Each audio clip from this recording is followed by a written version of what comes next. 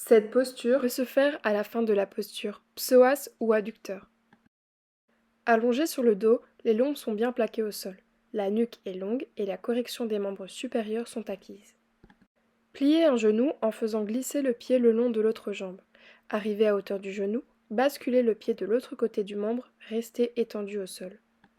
Mettez la main du même côté sur la hanche pour éviter qu'elle tourne, et l'autre main sur la face externe du genou.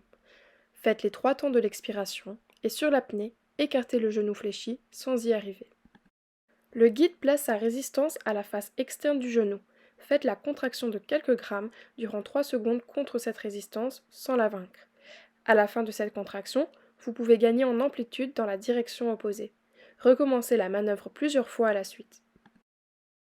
La progression se fait en étendant la jambe dans l'axe de la cuisse. Placez la résistance de votre main à la face externe du genou et effectuez alors votre contraction de quelques grammes durant 3 secondes contre cette résistance sans la vaincre. À la fin de cette contraction, vous pouvez gagner en amplitude dans la direction opposée. La main est sur le bord externe de la cheville. Faites la contraction de quelques grammes durant 3 secondes contre cette résistance sans la vaincre. Recommencez la manœuvre plusieurs fois, le guide ne permettra aucune tricherie, notamment de la rotation du bassin. Vous devez respecter aussi la correction de l'omble, de nuque, de membres supérieurs et vous appliquer sur le temps expiratoire. Cette posture et la suivante sont assez délicates à exécuter, car pour certaines personnes, la position de l'autre jambe reste déjà difficile. Couché sur le dos, les membres inférieurs le long du mur, vous avez fini la posture des ischio-jambiers et du talus des pieds. Pliez le genou gauche en faisant glisser le pied vers le bas sur le mur. Quand ce dernier est à hauteur de l'autre genou, faites-le passer de l'autre côté du genou. Il faut garder toutes les corrections exigées pendant la séance, le sacrum posé au sol, la tête allongée, les épaules déroulées et posées au sol.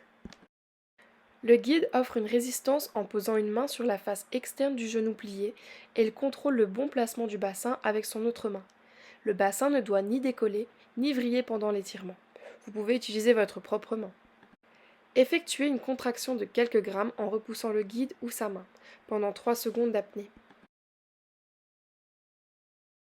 Même difficulté que la posture précédente. Terminez la posture assise des ischio-jambiers, pliez un genou au maximum et placez le pied de l'autre côté de la jambe. Avant de commencer l'étirement de la chaîne latérale de la cuisse, il vous faut veiller à toutes les corrections de base. Le dos doit être plaqué contre le mur. Vous pouvez ajouter une cale entre la nuque et le mur. Les fesses sont le plus proche du mur et les bras sont aussi plaqués au mur.